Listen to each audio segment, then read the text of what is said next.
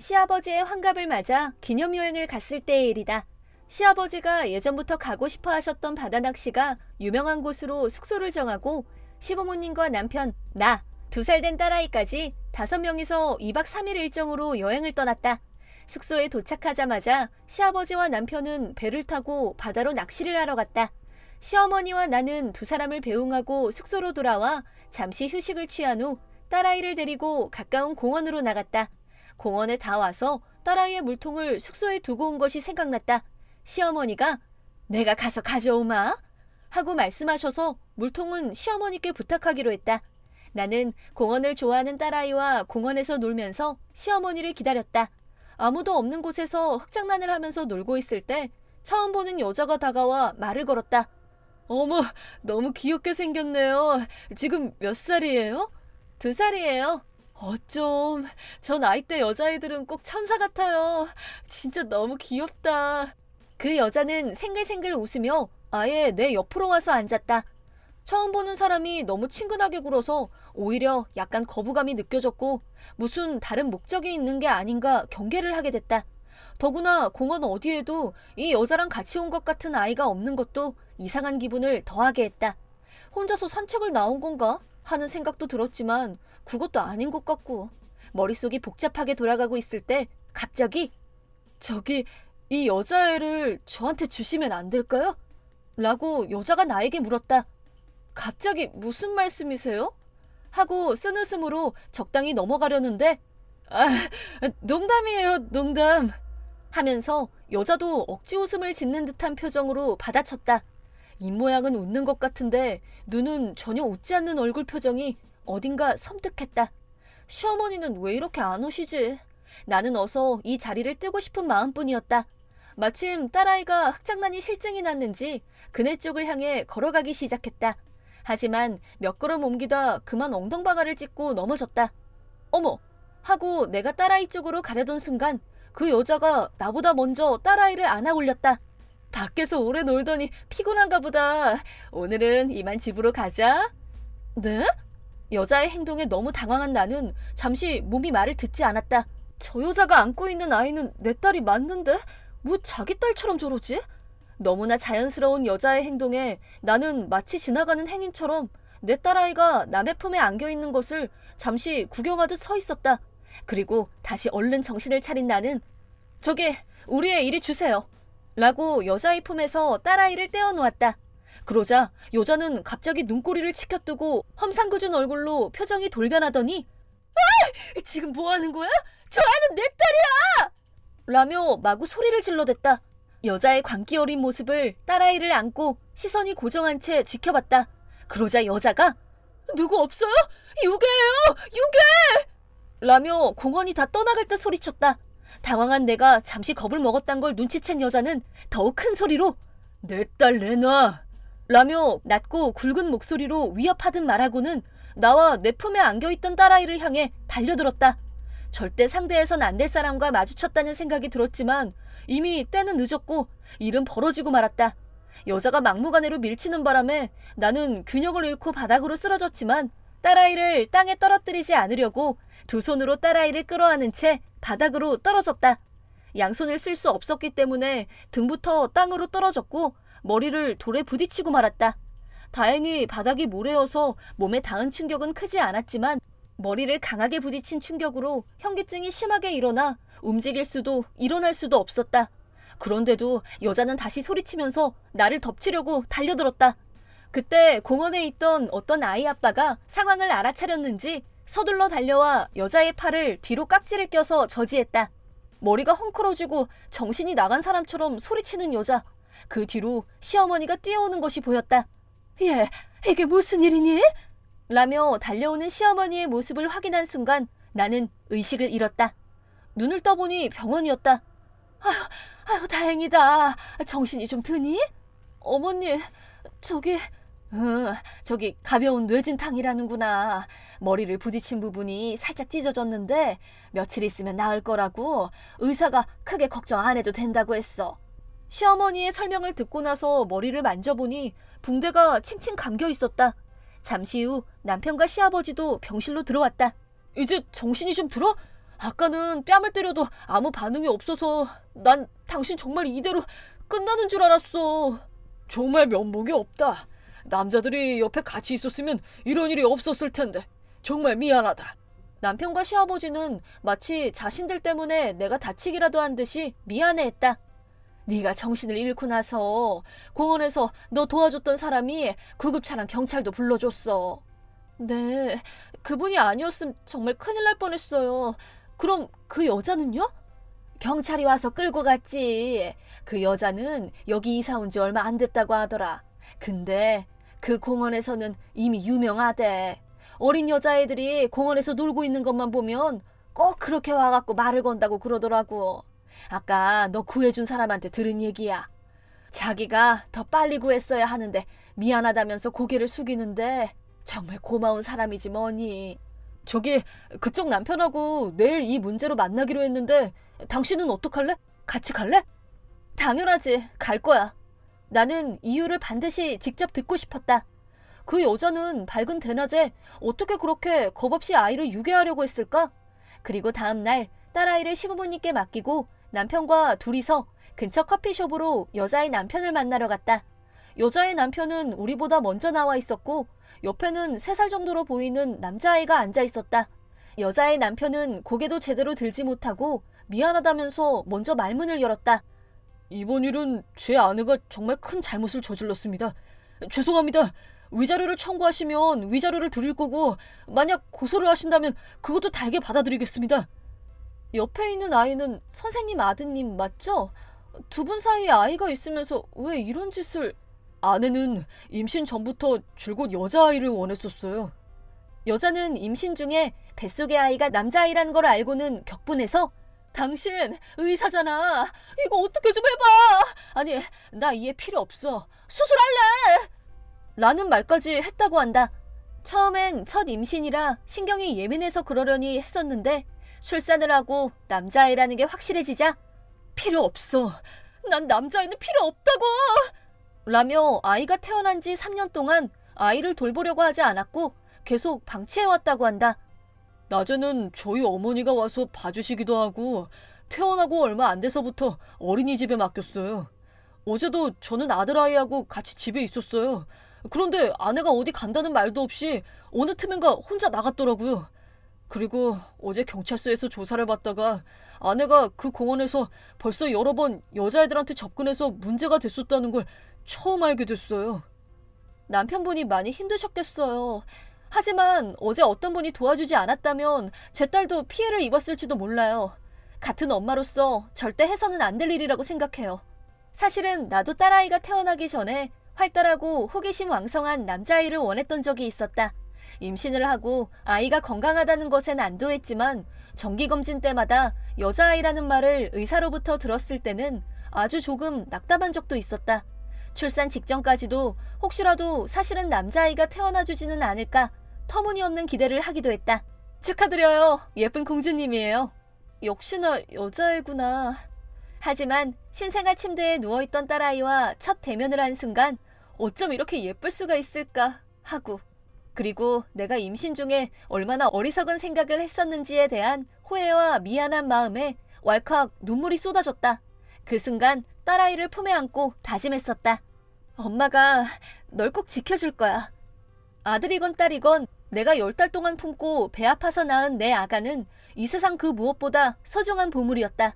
이렇게 소중한 아이를 앞에 두고 마치 물건을 대하듯 필요 없다느니 그런 말을 하는 여자의 마음을 이해할 수 없었다. 좀 전에 고소를 해도 받아들이시겠다고 하셨는데 정말 그래도 괜찮으시겠어요? 남편분은 잠시 침묵을 지킨 후 그렇게 하시죠. 라고 강한 어조로 말했다. 그 후 남편과 나는 여자를 상해죄로 고소하기로 했다. 이번 일에서는 나만 피해를 입었지만 그때 내가 딸아이를 안고 있었으니까 만에 하나 딸아이에게도 치명적인 피해가 일어날 수 있다고 생각하면 등골이 오싹해진다. 나는 합의를 거부하고 실형을 받길 원한다는 의사를 분명히 했다. 재판 결과 여자의 실형이 확정되었다. 여자는 비슷한 무렵에 이혼이 성립되었고 남편분은 아들아이를 데리고 멀리 이사를 갔다고 한다. 남편분은 자기 아들의 엄마이기도 한 아내가 범죄자가 될지도 모른다는 사실에 갈등하고 심각하게 고민했었다. 하지만 고민에 고민을 거듭한 결과 합의하고 끝내는 걸로는 앞으로 같은 범죄를 되풀이할 위험성이 있고 그러다 언젠가 누군가를 정말로 크게 다치게 할 수도 있다는 생각이 들자 차라리 교도소에서 죗값을 치르고 새 사람이 돼서 나오는 게 낫다고 그렇게 결론을 내린 것 같았다. 법정에서도 여자의 태도는 눈뜨고 보기 힘들었다. 나도 피해자야! 라고 울고불고 하다가 가정폭력 피해자야! 라면서 금방 들통이 날 거짓 증언을 했다. 그때마다 변호사가 난처한 표정을 지으며 여자를 진정시켜야 했고 여자가 그토록 여자아이를 원하는 이유도 어처구니 없는 것이었다. 여자는 결혼 전에 어린이집 교사로 일한 경력이 있는데 자기가 맡은 반에서 남자아이들이 자기 말을 듣지 않는다면서 여자애들은 조금 혼내면 다들 말을 잘 듣는데 남자애들은 정말 같은 인종이라고 보기가 힘들어 라는 말을 다른 교사들 앞에서 아무렇지도 않게 했었다고 한다. 법정을 나가면서도 아이가 태어난 후로 내 인생이 엉망진창이 됐어. 고소를 하고 싶은 사람은 나야 나! 라고 소리쳤을 때는 나도 우라가 치밀어서 처음으로 사람을 때리고 싶은 충동을 느꼈다. 하지만 여자가 실형을 받는데 걸림돌이 되면 안 된다는 생각 하나로 감정을 죽이며 지켜봤고 다행히 내가 원하던 대로 재판 결과가 나왔다. 그리고 어느덧 3년이 지나 딸아이는 야무지게 말도 잘하고 엄마를 이겨먹으려고 할 정도로 벌써 반항기가 보이지만 여전히 사랑스러운 나의 보배이다. 지금 내가 이렇게 웃고 행복할 수 있는 것은 다른 모든 이유를 떠나서 지금 내 옆에 딸아이가 있기 때문이다. 우리 집은 나, 아들 무빈이와 남편, 그리고 시어머니까지 네 식구가 같이 살고 있다. 미안해. 엄마가 너무 끈질기게 나오니까 내가 꺾여서 이렇게 같이 살게 됐잖아. 어쩔 수 없지 뭐. 아버님 돌아가시고 어머님도 혼자는 외롭잖아. 1년 전 시아버지가 돌아가시고 시어머니가 혼자 남게 되면서 나 혼자서 너무 외롭다. 니들하고 같이 살면 안 되겠니? 처음엔 모시고 같이 산다는 거에 부담감도 느꼈지만 시어머니가 혼자 외로워하시는 걸 보니 남편도 마음이 약해진 것 같았고 나도 반대만 할 수는 없어서 시어머니를 모시기로 했다. 하지만 일단 동거가 시작되자 시어머니의 태도가 그동안에 내가 보아온 모습과는 달라지기 시작했다. 너 뭐 만드니? 척 보니 오늘도 마지못해 먹게 생겼네. 넌 어쩜 그렇게 요리 솜씨가 없니? 응? 그러자 아들 무빈이가 난 엄마가 만든 거 다 맛있어. 저게 맛있으면 할머니가 만든 거 먹으면 넌 아주 졸도하겠다. 저 그럼 어머님이 맛있는 요리 좀 만들어주세요. 너 그거 무슨 뜻이니? 불만 있으면 알아서 만들어 먹으면 될 거 아니냐 그런 거니? 시어미 밥 해주는 것도 귀찮아하는 며느리라고 동네 사람들한테 하소연이라도 해야겠네. 잘난 며느리라 떠받들여 모셔야 한다고. 그게 아니라요. 제가 만든 음식을 입에 안 맞아 하시니까. 됐다. 난 혼자 처량하게 컵라면이나 먹으련다. 시어미 입에 맞는 음식 하나 못 만드는 며느리 덕에 끼니도 제대로 못 얻어먹는구나. 아이고 내 팔자야.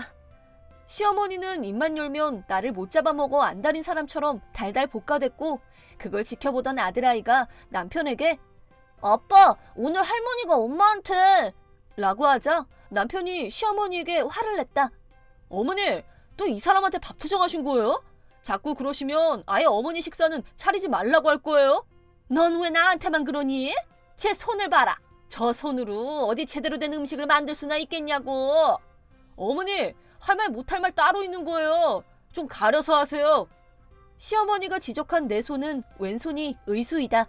초등학생 때 대형 교통사고를 당한 나는 목숨은 간신히 구했지만 불행하게도 왼쪽 팔을 잃고 말았다. 시어머니는 이런 내 팔이 보기 싫은 건지 아님 그냥 내 자체가 마음에 안 드는 건지 동거가 시작된 이후 줄기차게 트집을 잡아 불만을 표시하고 있다. 예, 너 잠깐 이리 와봐라.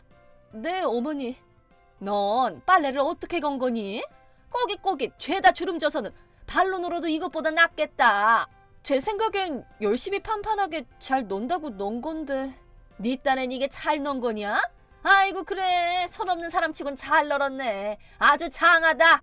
저기 오늘 빨래를 넣은 건요. 다녀왔습니다.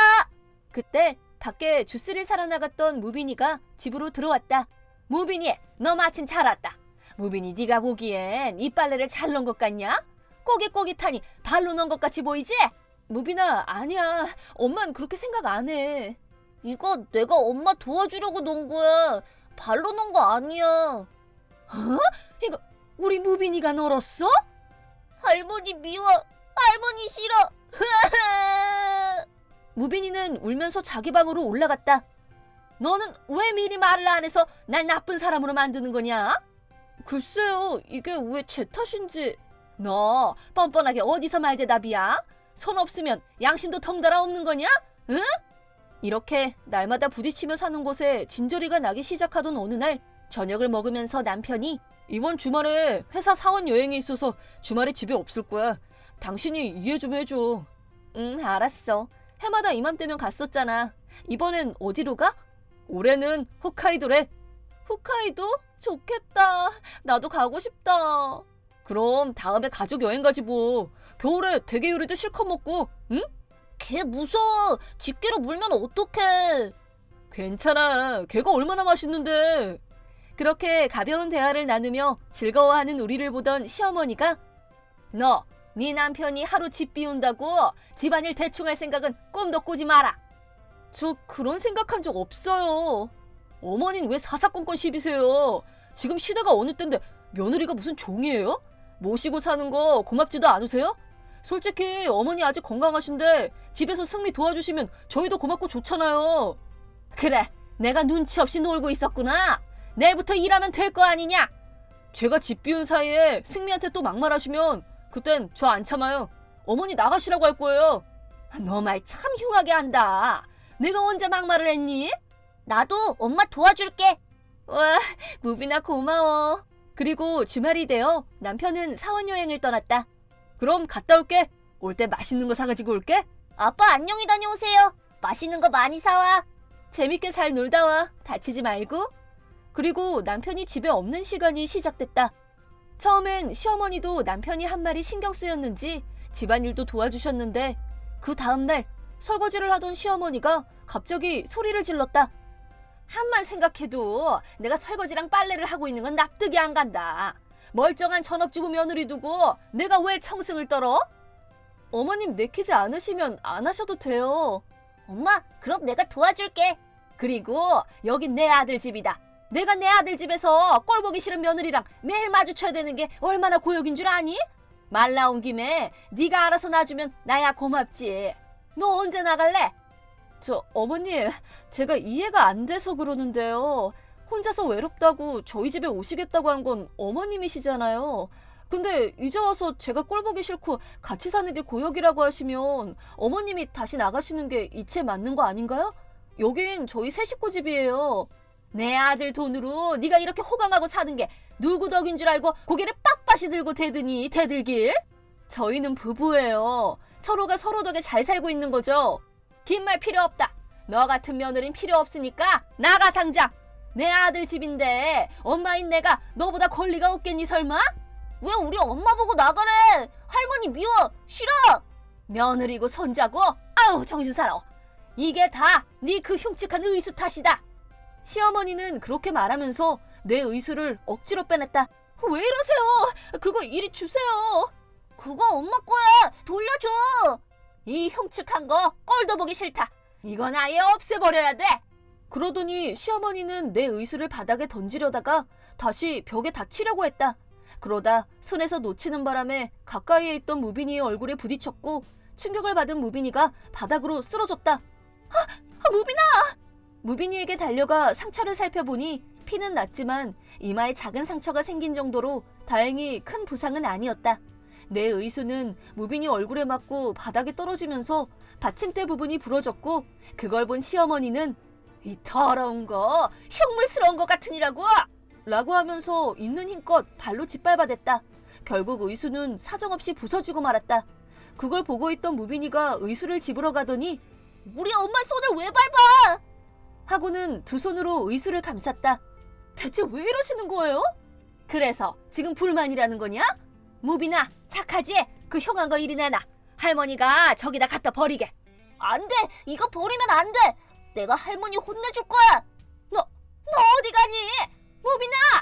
무빈이는 갑자기 밖으로 나갔다. 갑자기 뛰어나간 무빈이가 걱정이 된 나와 시어머니는 무빈이를 쫓아 같이 밖으로 나왔다. 이것 좀 보세요. 할머니가 우리 엄마 손을 뺏어서 고장냈어요. 발로 막 밟았어요. 무빈아, 너 그만 못해? 무빈이는 시어머니가 말려도 듣지 않고 계속 소리쳤다. 소란을 들은 동네 사람들이 무슨 일인가 하고 밖으로 나왔다. 할머니가 매일매일 엄마를 괴롭혀. 그래서 내가 할머니 혼내줄 거야. 아니에요. 얘가 왜 이래? 무빈아, 너 이렇게 소란 피우면 못 써. 그러자 무빈이는 시어머니를 뿌리치고 다시 뛰기 시작했다. 무빈이가 뛰어간 곳은 다름 아닌 경찰서였다.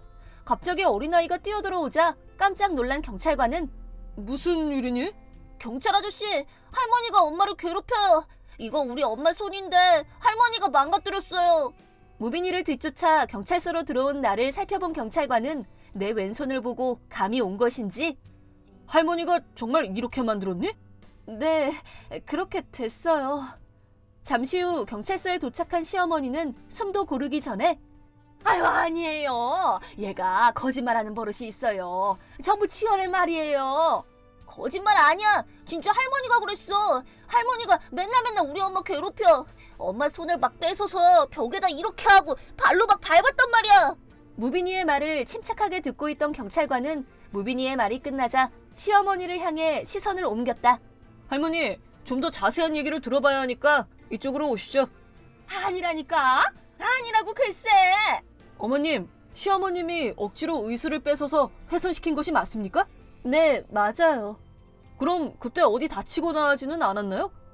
크게 다친 건 없고 실랑이를 좀 하면서 시어머니 손톱에 살짝 긁혔어요. 저보다는 아들아이가 그걸 말리려다가 의수가 이마에 부딪히는 바람에 상처가 좀 났어요. 이것도 긁힌 정도긴 하지만요.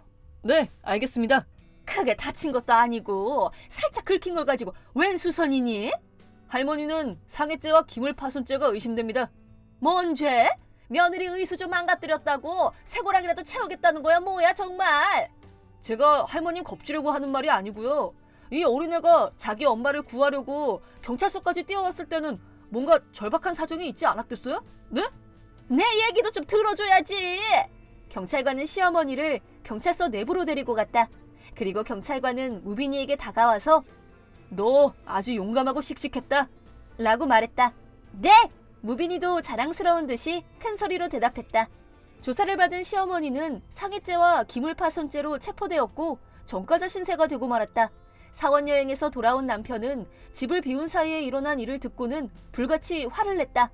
시어머니는 어떻게든 남편의 화를 풀어보려고 아참을 떨었지만 무빈이에게 상처를 입힌 것과 나의 소중한 왼손을 함부로 한 것을 도저히 용납할 수 없었던 남편은 지금 당장 이 집에서 나가주세요. 그리고 다시는 발돋움을 생각하지 마세요. 라며 시어머니의 짐을 현관 밖으로 내놓고 시어머니를 내보냈다. 밖으로 쫓겨난 시어머니는 한참을 문 밖에서 내가 잘못했다. 그러지 말고 화 풀어. 문 좀 열어봐.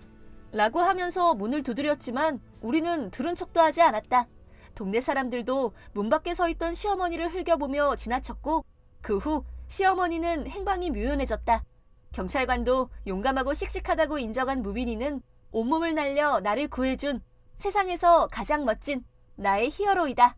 우리 집에서 1시간 반 정도 거리에 사는 시어머니는 결혼 직후부터 연락 없이 찾아오곤 했다. 남편이 출근했을 때를 노려 찾아와서는 맘대로 집안을 뒤지고 냉장고 식재료들을 뭐든지 상했다고 하며 버려댔다. 물론 말려봤지만 체격이 작은 난 떡대 좋은 시어머니의 상대가 안 됐다. 남편이 좋아하는 비싼 술도 며느리가 독을 넣었어 라며 버렸다. 그렇게 한바탕 한 후에는 전쟁이라도 난 것처럼 집안이 엉망진창. 특히 남편의 비싼 지병치료약까지 약에 의존하니까 안 낫는 거야 라며 버렸다. 중학생 때 병원에서 시한부 선고를 받았을 때 시어머니는 누구보다 열심히 의사한테 질문하거나 병에 관한 책을 몇 권이나 읽으며 공부했는데 어째서. 남편은 한숨 지었다. 집에 없는 척하면 갖고 있던 종이 가방에 자기 옷이나 신발을 집어넣고 그걸 숨기고는 며느라 집에 들여보내주렴 부탁한다. 동네방네 떠들어 이웃이 오해하게 만들었다. 남편과 시아버진 내 편을 들어줬지만 아무리 말해도 소용이 없었다. 이윽고 남편은 연을 끊고 직장을 옮기겠다고 약속해줬다. 아버님도 찬성해주셨다. 그쯤 임신을 했다. 약혼했을 때부터 시어머니의 얼른 아들을 낳아 압박이 시작됐었다. 남편은 둘째인데도 항상 장남은 젊을 땐 부부끼리 이것저것 즐기고 놀면 된단다 라고 했다. 생각보다 빨리 시어머니 바람대로 아들인 걸 알았고 시어머니는 마치 딴 사람처럼 상냥해지셨다. 입덧이 심했던 나한테 뭘 하면 먹을 수 있겠니? 물어보고 재료를 사와선 남편 목까지 만들어줬다. 수상하긴 했지만 입덧이 심해서 경계심이 약해져 있었다. 정말 어리석었다. 그날도 언제나처럼 시어머니가 왔다. 초인종이 울려 현관을 열자 이 뻔뻔스러운 년! 험악한 표정으로 갑자기 내게 달려들어선 그대로 날 바닥에 눌렀다. 바닥에 쓰러진 날 내려다보며 몇 번이고 배를 발로 찼고 그 결과 난 유산했다. 그런데도 시어머니는 그래 유산시켰는데 뭐 불만 있어? 시종일관 당당했다. 그걸 보고 아주버님 부부도 극대노. 끝까지 반성을 안 하자 남편 아주버님, 아버님 모두한테 욕을 먹었다. 그러자 시어머니는 평소 이뻐했던 형님한테 다들 나만 괴롭힌다 도움을 요청했다고. 그러나 형님은 애가 생겨도 어머님한텐 절대 안 보여드릴 거예요 라고 거부하자 망연자실해했다. 시어머니가 날 유산시킨 이유는 장남 부부보다 빨리 임신을 한 데다 그게 아들인 게 괘씸해서라고 한다. 약혼했을 때부터 아들 낳으라고 집요하게 닥달한 게 누군데 어이가 없다. 시어머니를 죽이고 싶었지만 실제로 그런 짓을 한 용기는 없었고 차라리 조금씩 고통을 주며 저 세상에 보내주기로 했다.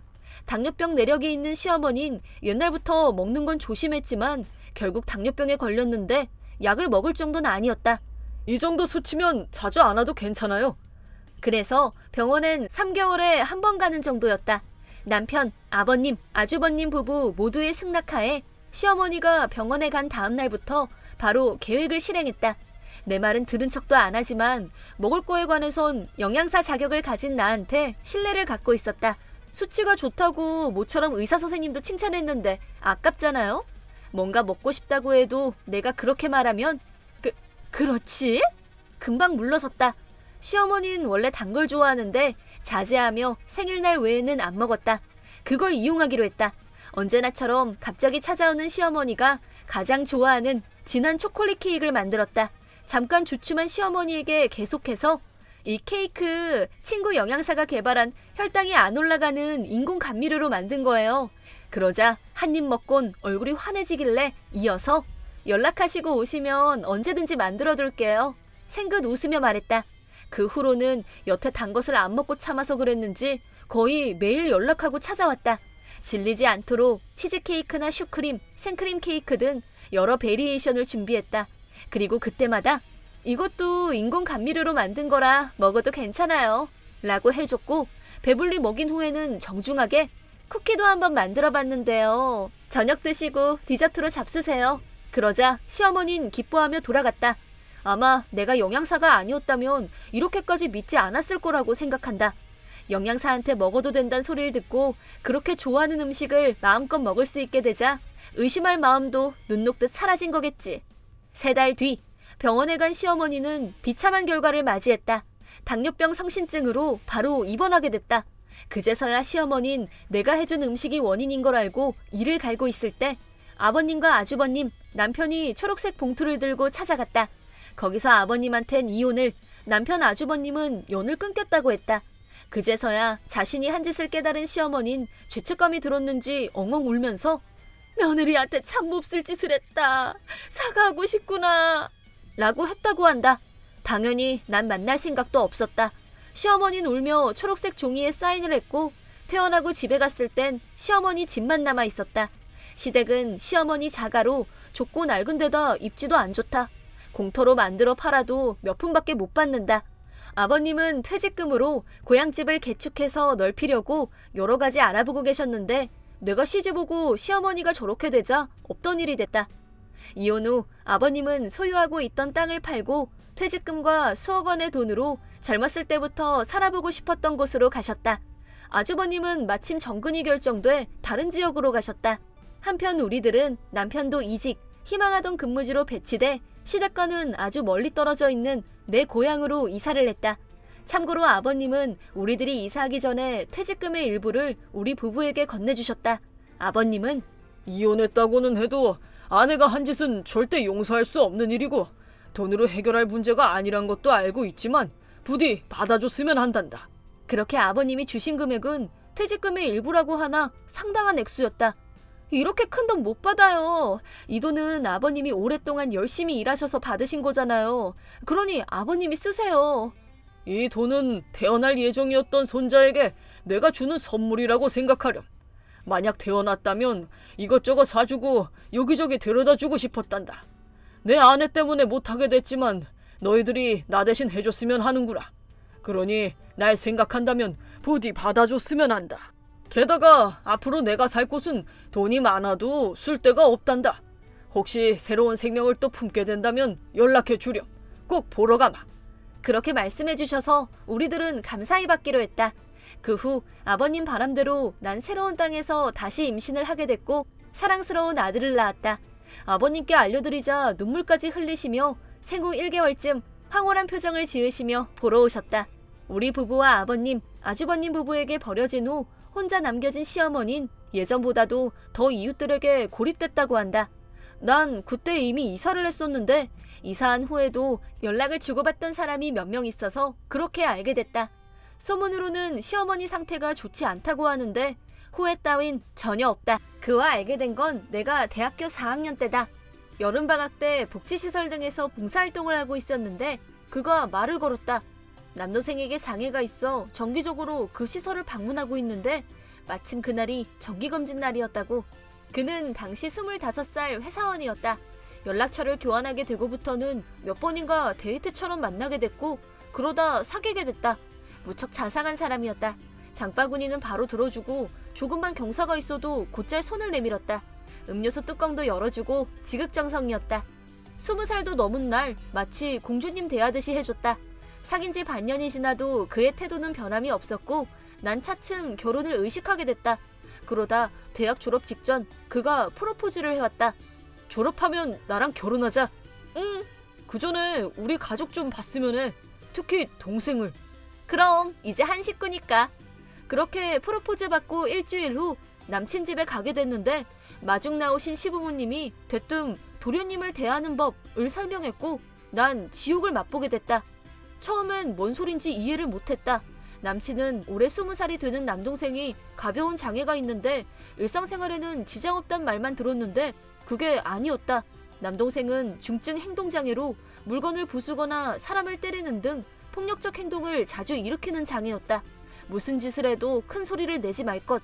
대부분 절대로 뭐뭐 하지 말라는 식이었고 또 질문은 네, 아니요로만 대답할 수 있는 것만 할 것 등 어머님은 초대면인 나한테 이런저런 설교를 해댔다. 아버님이 보다 못해 그렇게까지 바라면 안 되지. 라며 말렸지만 어머님은 어쩔 수 없잖아. 앞으로 같이 살게 될 텐데 이 정도는 해줘야지. 팔팔 뛰는 모습을 보고 한숨이 나왔다. 남친은 공기처럼 그냥 있기만 하고 남일처럼 부모님과 나를 쳐다보기만 했다. 그 후 남동생이 거실로 왔다.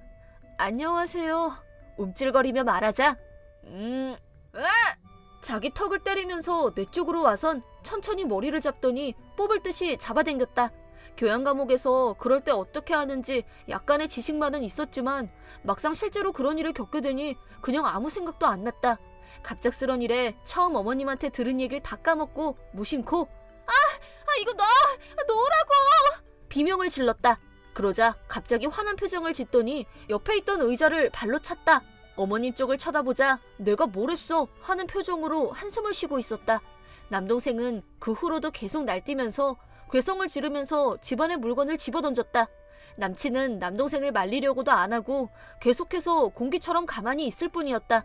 참상을 목격하고 말도 안 되는 곳에 시집왔구나 싶었는데 아버님이 아이, 이제 좀 작작해라. 매일 이게 뭐 하는 짓이야 대체? 호통치며 쥐어 박으셨다. 남동생도 괴성을 질러댔다. 아들을 감싸며 소리를 지르는 시어머니. 남친은 보기만 할 뿐 어머님이 갑자기 나한테 오더니 내 말 안 듣고 저렇게 만든 벌이야. 지금부터 성처리를 해서 진정시킬 테니까 너도 돕거라. 네? 지금 뭐라고? 그러니까 성처리 네가 하란 얘기야. 몇 번을 말해야 돼? 농담이시죠? 시어머니 눈을 보자 농담이 아니었다. 도와달란 눈빛으로 남친 쪽을 봤는데 계속 아무 말 없다가 그제서야 입을 열었는데 충격적인 말을 했다. 엄마 말대로 해줘. 뭐? 동생은 장애가 있으니까 혼자선 못하는 불쌍한 녀석이야. 게다가 그렇게라도 안 하면 계속 저런 상태거든. 진심으로 하는 말이야? 너 나랑 결혼할 거잖아. 그럼 하란 대로 해줬으면 좋겠어. 원래는 엄마가 해주고 있었는데 실은 반년 전에 암에 걸리셨어. 그러니 언제까지고 엄마한테 맡길 수는 없다고. 그러니까 그 말은 어머님이 돌아가시면 나한테 동생 성처리를 시켜 동생을 매일 얌전히 만드는 게 나한테 접근한 목적이었다고 한다. 결혼은 이를 위해서였다. 봉사활동을 할 정도니까 분명 동생한테도 잘 해주리라고 생각했다고 한다. 그리고 그가 여태 자상했던 것도 향후 동생 성처리를 할 중요한 도구인 내가 다치면 안 돼서였다고. 말도 안 되는 상황에 무서워진 난 틈을 봐서 도망쳐 나왔다. 그러자 남친이 무서운 기세로 야! 어딜 도망가! 당장 거기 서! 소리를 지르며 쫓아와서 공포에 질린 채 뒤도 안 돌아보고 달리고 또 달렸다. 어떻게든 남친을 따돌리고 집에 도착했는데 문자가 엄청 날라왔다. 처음에는 너도 부주의했어. 흥분하게 만든 네 잘못이야. 도망치다니 비겁해. 이랬는데 내가 그냥 무시하자 갑자기 그런 거 시켜도 못하는 게 당연하겠지? 미안해. 반성하고 있어. 앞으로는 신부 수업처럼 계속 연습해보면서 천천히 익숙해지면 좋지 않을까 하고 엄마도 그러셔. 결혼은 우리들만을 위한 게 아니야. 서로의 부모, 형제 모두가 앞으로 한 가족이 되는 거야. 그러니 너도 우리 가족이 하는 일들을 앞으로는 너도 같이 해야 돼. 뭐 아직 대학생인 넌 잘 모를지도 모르겠지만 그게 결혼이란 거야. 이런 문자도 왔다. 저 사람들이랑은 같이 절대 못 산다고 생각한 난 미안하지만 당신 가족이랑 잘 지내는 건 무리야. 암만 설명해도 생판 남인 내가 당신 엄마 같은 정성으로 동생 돌볼 순 없고 당신 아빠도 아빠대로 무섭고 내가 머리 잡혔을 때도 가족들이 그 난리가 났을 때도 모르는 척했으면서 어딜 도망가냐며 무섭게 쫓아온 당신도 무섭기만 해. 솔직히 말하며 헤어지자고 했다. 그러자 남친은 봉사활동하길래 말을 걸어본 건데 장애인이라고 차별이나 하고 동생이 불쌍하잖아. 이 위선자가? 라고 했다. 그 후 결혼 사기야. 위자료 내놔. 남친과 남친 가족이 계속 귀찮게 해댔지만 우리 부모님도 개입해서 어떻게 헤어질 수 있었다. 얼마 뒤 남친 엄마는 돌아가셨다. 그 일이 있고 한 3개월 만이었다. 그때 이미 암이 온몸을 퍼져 시한부 선고를 받았었다고 한다. 그래서 다급한 마음에 둘이서 이번 일을 꾸미고 실행에까지 옮겼다고. 그렇게 해서 그들은 셋이서 지내게 됐는데 버팀목이었던 어머니가 없어지자 동생은 매일매일 손을 못 댈 정도로 날뛰었다. 그러던 어느 날 그가 동생에게 폭력을 휘둘러 체포됐다. 동생은 몸에 후유증이 남을 정도로 심한 부상을 입었다. 동네 사람이 소름 끼치는 비명소리를 듣고 곧바로 경찰에 신고했다는데 경찰이 왔을 때 동생은 이미 의식불명의 상태였다고 한다. 손을 못 댈 정도로 날뛰어댔다. 더 이상 같이 사는 건 무리라고 생각했다. 죽일 생각이었다. 경찰 조사에서 이렇게 진술했다고 한다. 그가 체포됨과 동시에 그의 아버지도 폭력을 휘둘렀던 게 알려져 얼마 뒤 체포되었다. 동생이 지금 어떤지는 모르겠지만 어딘가의 시설에서 지내고 있다고 생각한다. 나한테 위선자니 뭐니 했으면서 정말 어이가 없고 뻔뻔하다. 그 후 난 취직을 했고 조금씩 적응해 나가면서 휴일에는 봉사활동을 계속하고 있다. 남편과는 결혼 2년 차로 어제 임신한 걸 알게 됐다. 첫 임신이기도 해서 안정기가 될 때까지 부모님한텐 말 안 하기로 했다. 하지만 시누이에게는 임신 사실을 말했다. 남편은 연하여서 시누이라곤 해도 나랑 동갑이었고 친구처럼 지낸다. 게다가 조산사여서 무슨 일 있을 때 도움이 될 거라고 생각했다. 입덧을 심하게 하다가 어느 날 갑자기 거짓말처럼 괜찮아져서 안 좋은 예감이 들어 병원에 가보니 태아가 이미 죽었다고 했다. 의사는 계류유산이라고 했다. 충격을 받은 채 남편한테 전화했다. 이런 시간에 전화를 다 하고 무슨 일이야? 여보, 병원에서 나 유산했대. 유산이라고? 잘 모르겠는데 계류유산이래. 혹시 넘어지거나 그랬어? 그런 게 아니라 나나 주변 환경 말고 태아 쪽 문제로 유산한 거래. 정말 미안해. 사과할 일 아니야. 당신은 괜찮아? 응, 조금은. 어디 몸은 괜찮고? 실은 내일 모레 수술해야 돼. 뱃속에 있는 태아를 꺼내야 된대. 아니 그럼 안 되지. 안 된다니. 그냥 둘 순 없잖아. 내일 모레 약속 있는 거 까먹었어? 남편한테 듣고 생각났다. 그러고 보니 시부모님과 함께 캠핑에 가기로 했었다. 예전부터 남편한텐 입덧이 좀 심하니까 못 간다고 했는데 연례 행사라면서 말을 안 들었다. 하지만 이렇게 됐는데 도저히 못 가지. 시부모님께 내가 말씀드릴게. 무슨 소리야? 그날은 캠핑 갔다가 다음날 수술하면 되잖아. 애초에 캠핑 가기로 한 게 선약이잖아. 무슨 말이야? 수술이 그냥 검진도 아니고 그렇게 쉽게 날짜 못 바꿔. 게다가 이대로 냅두면 모체도 위험할지 모른다고 하니까.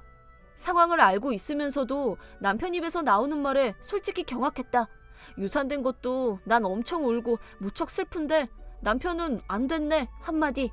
남편은 그 후로도 의사한테 한번 말해보라거나 이윽곤 딴 병원 가보란 소리까지 해댔다. 남편과 얘기만 해도 머리가 아팠는데 그래도 난 수술 날짜 못 바꿔. 그리고 수술하면 몸에 부담이 가니까 일주일 정도는 안정을 취하라고 했어. 그럼 캠핑은 어떡하고? 난 못 가니까 혼자서 갔다 와. 알겠어. 근데 당신 유산한 건 누나한테도 비밀이야. 분위기가 가라앉을 테니까. 그건 그렇네. 알겠어. 그렇게 그로부터 이틀 뒤 혼자 병원에 가서 무사히 수술을 받았다. 수술이 끝나고 유산했다는 사실을 새삼스럽게 느끼며 슬프게 울었다. 그리고 당분간은 병원에서 쉬다가 퇴원했다. 남편은 캠핑 갔을 테고 혼자서 돌아가긴 힘들어서 택시를 부르려는데 남편한테서 전화가 왔다. 여보세요? 나야. 전화 받는 거 보니까 수술은 끝났나 보네. 이제 택시 타고 집에 가려던 참이었어. 좋아. 그럼 괜찮지? 괜찮냐니 뭐가? 지금 데리러 갈 테니까 캠핑 가자. 뭐? 무슨 소리야? 뭐가? 당신 수술 끝나는 거 기다려줬으니까 감사하라고. 난 안 갈 테니까 혼자서 갔다 오라고 했잖아. 괜찮대도? 가서 텐트에서 누워있으면 되잖아. 다들 각자 이것저것 할 텐데 나 혼자 어떻게 가만히 누워있어. 안정 취해야 한다니까. 이미 글로 가고 있으니까 병원 앞에 나와 있어. 그렇게 남편은 병원으로 와선 날 억지로 차에 태우고 캠핑장으로 데려갔다. 컨디션이 무척 나빠진 난 조수석에서 아주 녹초가 됐다. 그런데 내 모습을 본 남편은 걱정하기는커녕 한숨을 쉬면서 호들갑 떨게. 수술은 잘 끝났잖아. 그리고 가서는 절대 수술 얘기하지 마. 괜히 걱정하니까. 유산한 직후라 컨디션도 나쁘다. 그런데 왜 이렇게까지 고생해가면서 꼭 가야 되는 건지. 물론 연례 행사인 건 알지만 조금은 내 몸을 걱정해줄 생각은 없는 건가? 눈물이 나올 것 같았다. 캠핑장에 도착하자 오, 그래. 잘 왔다. 오늘은 마음껏 놀다 가렴. 라고 하셨다. 유일하게 임신 사실을 알고 있던 신우이는 몸 쓰지 말고 가만히 있어? 라고 해줬지만 이미 아이는 유산. 더운 날씨 속에 텐트를 치고 강에서 물을 떠오면서 점점 컨디션이 나빠졌다. 그리고 곧 의식을 잃었다. 눈을 떴을 땐 캠핑장이 아니라 병원이었다. 아무래도 구급차에 실려온 모양이다. 남편은 어딨어? 너 쓰러지고 어디 있는지 찾아봤는데 아무 데도 없더라. 동생도 신경은 쓰이는데 일단 네가 먼저니까 동생은 부모님한테 맡기고 난 같이 병원 온 거야. 겉보다 너 유산했다면서. 신우인 걱정스럽게 날 바라봤다. 그걸 보니 눈에 눈물이 글썽글썽 맺히더니 수술 전일이나 수술 후 캠핑장에 억지로 끌려온 일을 전부 털어놨다. 그럴 수가. 말도 안 돼. 신우인 내 얘기를 듣더니 깜짝 놀랐다. 그리고 이내 분연한 표정을 지었다. 미안해. 동생 놈 가만 안 둘 테니까. 그러고는 병원을 나섰다. 그 후 근처에 살던 언니 부부가 병문 안에 와줬고 남편과 연락이 안 된다고 하자 일단 사양 말고 우리 집으로 오렴. 그래서 언니 말대로 하기로 했다. 언니가 거의 모든 일을 해줬고 형부도 무척 자상했다. 그리고 밤이 돼서야 간신히 남편과 연락이 됐다. 미안. 갑자기 회사에서 오라고 해서. 그것보다 몸은 괜찮은 거야? 안 괜찮으니까 여기 있는 건데? 미안. 그래서 집에는 언제 오게? 집에 가면 또 당신 때문에 험한 꼴 볼 테니 당분간 언니 집에 있으려고. 그래? 그럼 지금 푹 쉬어. 몸 관리 잘하고. 이렇게 해서 한동안 언니 집에 신세를 졌다. 그러면서 신우이랑 연락을 주고받았는데 깜짝 놀랄만한 사실을 알게 됐다. 그로부터 한 달이 지난 어느 날 남편한테서 연락이 왔다. 이제 슬슬 집에 올래? 아무래도 나 혼자서. 혼자? 혼자는 무슨. 당신 계속 집에도 안 들어갔잖아. 무슨 소리야 당신? 나 집에 있는데? 나 쓰러졌을 때 당신이랑 연락 안 되니까 당신 누나가 잠깐 당신 뭐 하는지 보고 왔대. 그랬더니 당신 집엔 거의 안 갔다며? 그런데 가끔 여자 데리고 집에 들어가선 짐 가지고 나왔다더라. 그래서 흥신소에 알아봐 달라고 했어. 그랬더니 불륜 증거까지 찾아주더라. 아니야, 뭔가 오해하나 본데. 증거 중엔 그 여자 집에서 키스하는 사진도 있는데 뭐가 오해야? 말도 안 돼. 참고로 이 일은 당연히 신우이도 알고 있고 신우이가 부모님한테도 말하겠다고 했으니까 물론 당신이랑은 이혼할 거야. 부모님한테까지? 잠깐만. 사과도 하고 무슨 벌이든 받을 테니까. 당신 와이프가 유산한 직후인데 여자 만나려고 캠핑 데려간 거야. 그런 남자랑 무슨 얘기를 더 해? 그렇게 말하곤 전화를 뚝 끊었다. 그 후 교대하듯이 시부모님이 남편에게 전화를 걸어 곧바로 연을 끊었고 신우이도 연을 끊었다고 한다. 그리고 불륜 상대는 남편 회사 사람이기도 해서 내용 증명을 보내자 바람 피운 게 회사 내에서도 퍼져 두 사람 다 잘렸다고 한다. 그 후 난 남편과 불륜 상대에게 각각 수천만 원의 위자료를 청구했고 무사히 받아냈다. 그 후 어떻게 됐는진 모르겠지만 큰 빚을 지고 고생하고 있는 모양이다. 이번 일로 여러 가지를 잃게 됐지만 예전 신우이와 계속 친구처럼 지내며 조금씩 앞으로 나아가려고 한다. 내 이름은 김은경. 딸의 이름은 건강하고 예쁘게 컸으면 하는 마음을 담아 예빈이라고 지었다. 내 바람대로 예빈이는 항상 잘 웃고 씩씩한 여자아이로 자랐다. 가족이나 친척들 모임에선 항상 주목을 받았고 분위기를 띄우는 담당이었다. 3살 터울 남동생을 예뻐했고 초등학교 가고도 친구들과 싸우는 일은 거의 없었다. 공부도 솔선해서 열심히 하는 편이라 선생님한테도 자주 칭찬받았다. 이렇게 엄친딸이었던 예빈이는 막 8살이 됐을 때 갑자기 토를 하게 됐다. 급하게 병원에 가보니 뇌에 종양이 발견됐다고.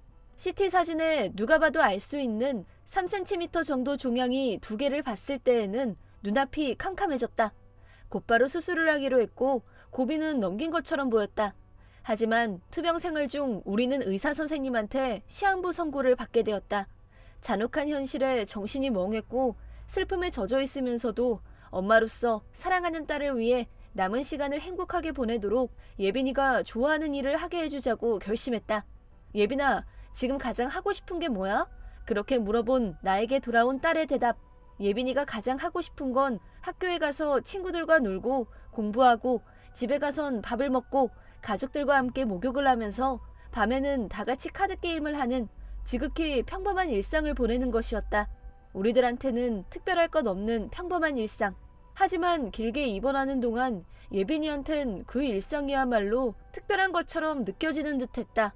담당 의사와 상담해 조금이라도 컨디션이 안 좋아지면 바로 병원에 오기로 약속하고 잠깐 사이에 집에 가기로 했다. 물론 그 사이에도 항암제를 투약할 필요가 있었고 부작용이 적은 항암제를 받아 드디어 집으로 갔다. 그동안 입원해서 못했던 학교 공부를 만회하고 싶다고 집에 오자마자 예빈이는 공부를 시작했다. 모르는 부분은 내가 알려줬고 남편도 퇴근하면 공부를 봐줬다. 언뜻 보기엔 건강한 것 같았지만 만에 하나를 생각하면 등교시키는 건 아무래도 위험하다고 판단했기 때문에 외출은 공원 정도만 가게 했다. 그래도 예빈이는 주변 환경에서 매일 새로운 발견을 하고 눈을 반짝이며 생기가 넘쳤다. 그러던 어느 날 병원은 머니까 집에 있을 때 보고 싶다고 한 친구들이 엄마를 데리고 우리 집으로 찾아왔다. 그날은 총 3명의 엄마가 같이 왔는데 그 안에서 최란 사람이 정말 최악이었다. 아이는 과묵하고 어른스러운 착한 아이다. 그런데 문제는 엄마 쪽. 집에 오자마자 그 사람은 시한부 맞지? 가발이야? 이 틈에 만져볼까? 예빈이 팔을 잡거나 뺨을 만져댔다. 그때 그 사람과는 다른 두 엄마는 좌불안석인 표정이었다. 완전히 태어나면 언제든지 볼 수 있어요. 다른 엄마가 나름 눈치를 줘도 그 사람은 그러거나 말거나 애들한테도 나중에 후회하지 말고 지금 많이 놀아줘 라고 했다. 아이는 예빈이랑 다 같이 놀고 올게. 대답하곤 곧장 예빈이의 방에서 놀기 시작했다. 한편 다른 엄마들은 그 사람 빼곤 다들 어쩔 줄 몰라 했다. 물론 그 아줌만 신경도 안 쓰고 내가 준비한 과자를 우적우적 먹었다. 그리고 아직 다 삼키지도 않은 채로 얘기를 계속했다. 참 안 됐어 예빈이. 네? 어떻게 생각해도 비아냥처럼 들려서 그게 무슨 뜻이에요? 라고 따지니 짧긴 하지만 어쩔 수 없지. 그것도 운명이니까. 생명이 있는 건 언젠간 죽으니까. 그게 예빈이 더 운이 없었다고나 할까? 하느님이 뭔가 온짜놨나 봐. 예빈이 전생에 나라라도 팔았나? 아무렇지도 않게 막말을 했다. 인내심에 한계가 왔다. 아니 좀 적당히 라고 말하던 찰나 아이들이 거실로 와서 그중 한 아이가 예빈이의 공책을 우리들한테 보여주며 말했다. 엄마 봐봐. 예빈이 엄청 대단하지 않아? 집에서도 공부 열심히 한대. 애들 앞에서 큰 소리 낼 수도 쫓아낼 수도 없어서 일단 화를 가라앉히고 어떻게든 표정 관리를 하려고 했다. 그런데 그 아줌만 꿋꿋하게 아니 예빈아 공부를 왜 하는 거야? 혹시 엄마가 공부하라고 그랬어? 그러면 안 되지. 예빈인 후회가 안 남게 지금 하고 싶은 거 하게 해줘야지.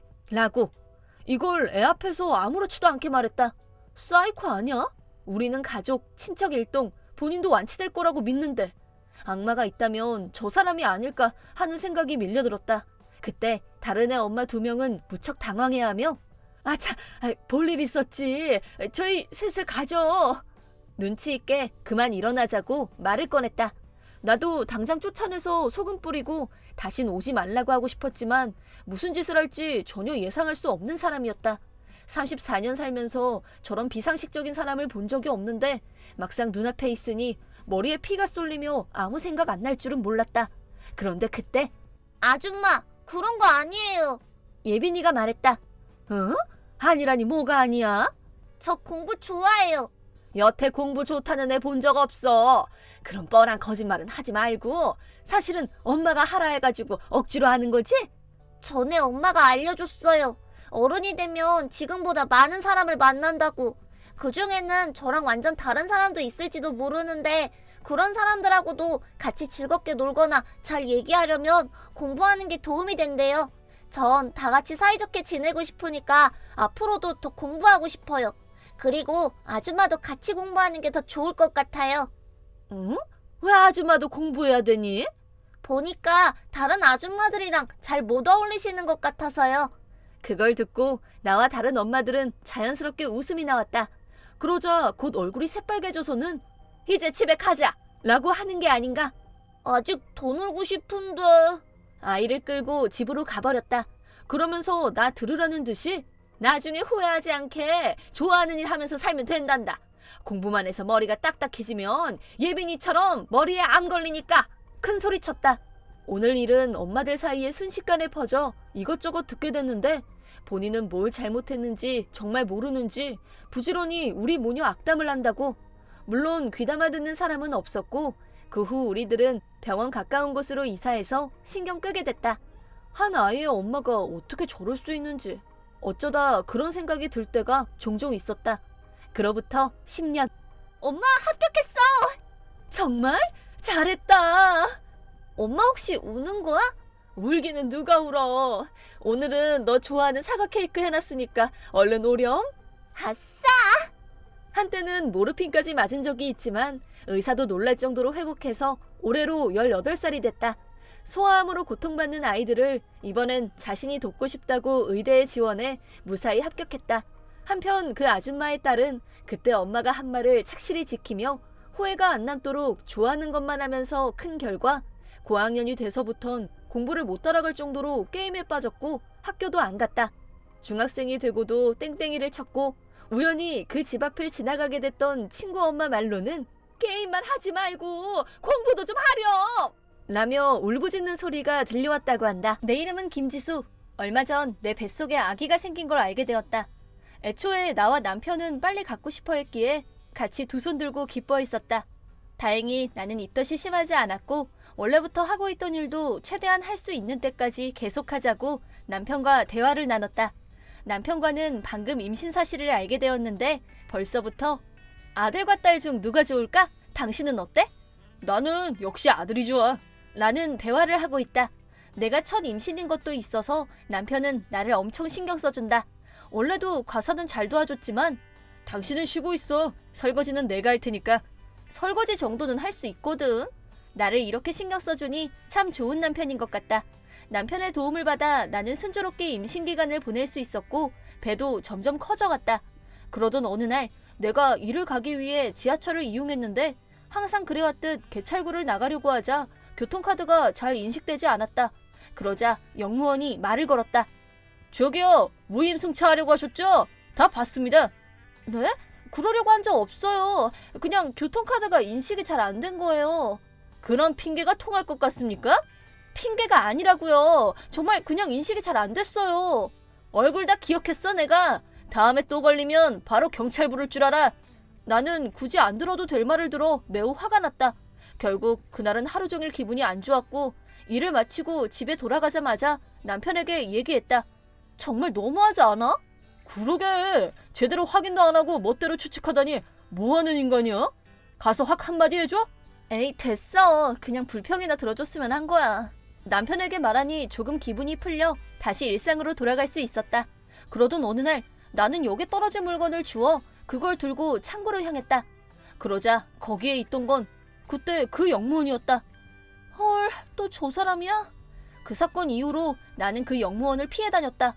어차피 손에는 주운 물건이 들려있으니 갖다 줘야겠다 싶어 나는 영무원에게 말을 걸었다. 아, 저기 죄송한데 습득한 물건을 건네려고 하는데 뭐야 당신? 저번에 무임승차했던 사람이지? 라고 말했다. 아니거든요. 그때도 말씀드렸잖아요. 그것보다 이걸 주워서 갖다 드리려고 온 거예요. 뭐? 주웠다고? 뻔뻔하네. 사실은 훔친 건데 무서워져서 그냥 돌려주러 온 거 아니야? 하기야 무임승차까지 하는 인간이니까 몇 번을 말해야 돼요? 당신이 하는 말을 믿을 수가 있어야지. 저번 무임승차 건이랑 이 절도건까지 해서 경찰에 넘기겠어. 네? 나는 왜 일이 이렇게 흘러가는 건지는 알 수 없었지만 영무원은 진짜로 경찰을 부르고 말았다. 하지만 그 덕에 내가 무죄라는 것도 제대로 알 수 있었다. 어떻게 알 수 있었냐면 경찰이 온 타이밍에 죄송한데 어디 떨어진 물건 없었나요? 분홍색 지갑인데요. 라며 주인이 직접 찾으러 왔기 때문이다. 경찰이 영무원에게 제대로 확인도 안 하고 범죄자 취급을 하면 안 되죠. 라고 말해주어 약간 사이다였다. 하지만 돌아갈 때 나를 계속 노려보고 있어서 반성 안 하고 있겠거니 했다.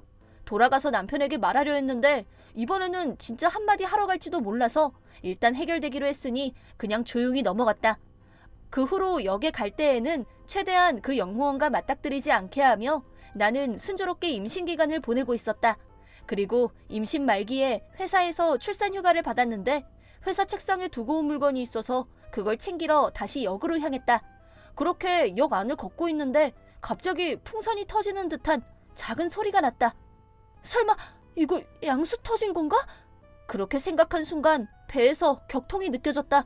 안 돼. 진통이 시작됐나 봐. 어떡하지? 아파서 움직일 수가 없어. 그러자 영무원이 다가오길래 나는 바로 도와주세요 라고 말하며 얼굴을 들자 하필 거기에 있던 건 그 영무원이었다. 뭐야? 또 당신이네? 이런 데서 그러고 있으면 지나가는 사람한테 방해가 되잖아. 빨리 일어나! 그렇게 말하며 영무원은 내 등을 가볍게 찼다. 진통이 시작되어 화낼 여유도 없던 나는 부탁이에요. 구급차 좀 불러주세요. 겨우 목소리를 쥐어짜냈다. 그러자 영무원은 흘러나온 양수를 발견하곤 뭐야 이게 더럽게 하다 지리기까지 해? 왜? 아니에요. 이건 진짜 청소해야 하는 입장도 생각 좀 하라고 이 인간아. 부탁이니까 빨리 구급차 좀 불러주세요. 잠깐 기다려. 난 말이 통했다고 생각해 안심하고 있는데 갑자기 온몸에 물이 끼얹어졌다. 무슨 일이 일어난 건지 몰랐지만 영무원의 손에는 양동이가 들려 있었다. 청소 완료. 야, 빨리 꺼져. 내게 무슨 일이 일어난 건지 알 수 없는 상황 속에서 고통은 더 격렬해져 갔다. 나는 어떻게 해야 할지 몰라 그냥 울음이 나올 것 같았다. 그러자 뭐 하는 거야? 이 사람은 임산부잖아. 괜찮으세요? 옆에 서 있던 건 40대 정도 되는 남성이었다. 네. 진통이 시작된 거죠? 네. 알겠습니다. 바로 구급차를 부를 테니까 안심하세요. 당신도 뭘 그렇게 서 있어? 가서 덮을 담요 같은 거라도 가져와. 네. 영무원은 남성의 말이 끝나기 무섭게 달려가 담요를 들고 왔다. 남성은 그 담요를 건네받고 내게 덮어주셨다. 그리고 나는 곧이어 달려온 구급차에 실려갔다. 다행히 그분이 도와준 덕에 그 후에 나는 본격적인 진통이 시작되어 귀여운 아들을 출산했다. 무사히 태어나 정말 다행이다. 나는 그렇게 생각했지만 당장 떠오르는 건 그런 짓을 한 영무원이었다.